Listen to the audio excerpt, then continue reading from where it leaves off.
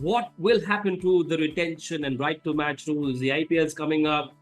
Everyone's always talking about when the governing council meeting will happen. Journalists also sort of trying to indulge in a bit of conjecture as well. But all that has been laid to rest because the governing council met and they've come up with the rules, which got everyone excited. Here, take a look at what the new rules are for the auction that's coming up in a few months from now. So maximum of 6 players can be retained or the right to match card can be used. Of those 6, not more than 5 cap players, or you can do 4+2, that's 2 uncapped players. So not more than 2 uncapped players can be retained. The auction purse has been increased to 120 crores per team. And a player who's not played for India, no international games in the last 5 years, will be deemed as uncapped. Hashtag CSK is happy.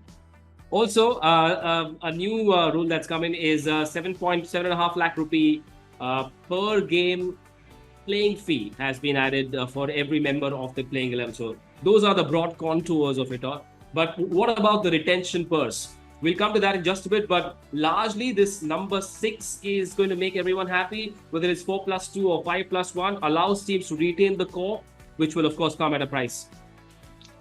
I love the new rules, and I say it because it creates a very even platform for all teams to pick their best teams. The fact that the first 3 players go at a certain price band, but then the 4th and 5th player, again, the price is hiked so that whichever player you're looking to hold on to is a quality player, and then you're playing that premium for that player. And I love the way BCCI have thought about this, taken time. But when the rules have come out, you feel it's a very good set of rules that they've come up with. Add to the fact that the players are going to get a match fee as well, which is, again, a very good incentive. At the end of the day, whatever shows we create, whatever we are doing is a byproduct of how well the players do on the field. So you can give them as much as they want. And I am sure these rules have been made with the stakeholders in mind and also the players, and I'm very happy, and I hope the general public appreciates what BCCI has done, because to bring out rules like these is not easy. It takes a lot of back and forth to get the numbers right, making sure that each and every box is ticked, and you give a fair platform for all teams to start from. And I think they've done a very good job so far with the rules that they've come up with. What's interesting though is that the RTM is not as straightforward as it was in the past. Even after you've used your RTM card, the bidding team can up the bid by whatever number they want. It is not going to be an incremental bid. It could be any number. And so the RTM doesn't necessarily guarantee that you will get the player you want. It could become very expensive. And so how teams react at the auction table is going to be that much crucial. And hence, I feel it's going to be the most exciting auction ever. Because apart from the normal bidding process, which is very, very interesting to watch, add to the fact that if somebody is bid for a player and the team that he played for in the previous cycle, they go on to use the RTM, there is still a chance for the team that has bid for him to put up a price, which if they're not happy with, they can let go. Or if they're happy with, you end up giving it to the team that held him in the previous cycle.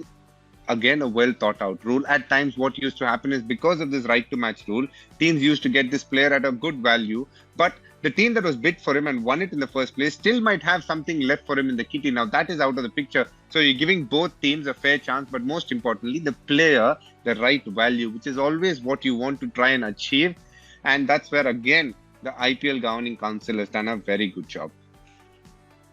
Yes, it also tells you that the league is listening to everybody. They've allowed everyone the flexibility to do what they want to. Now, assuming teams decide to use their 6 retentions before the auction, 79 crores will be taken out of their 120 CR purse. So it's going to be a very tricky decision for teams to wait for the RTM or retain, because if you use up all your 6 slots, then you're left with only 41 crores at the auction table.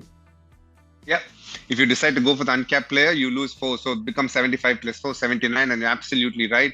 And that's the whole point, because you value a player, you know what he can give you and how he has helped you in every way on the field and off the field. It's a premium sometimes that you're paying to the player if you're trying to hold back. And hence, almost 79 crores out of the 120 goes. So you have 41 lakhs to work with in the auction. I think the numbers are not skewed in anyone's favor. It just gives a very good platform for each and every team to work with to get the most balanced team out there. Auction is always a very interesting dynamic from the point of view of the player or the franchisee. So it's always a challenge as well.